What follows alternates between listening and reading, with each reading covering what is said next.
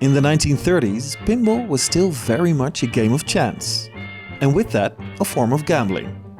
Operators would pay the player if he had reached a certain score. Where there's gambling, there's cheating. Players would try to manipulate the path of the ball by nudging and shaking the machine. And where there's cheating, there are measures to prevent cheating.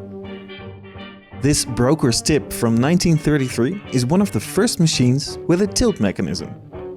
This mechanism, called a stool pigeon, works very simple. If the player nudges the machine too hard, the ball falls from the pillar. And when it does, the score of that game does not count for payout. When the player shoves in a coin for a new game, the ball is reset up on the pillar, allowing for a new chance to get an honest high score. Over the years, there have been various incarnations of the tilt mechanism.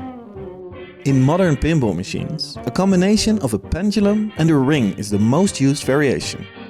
When the pendulum touches the ring, it sends a signal to the machine, which in turn lets the player know he has tilted.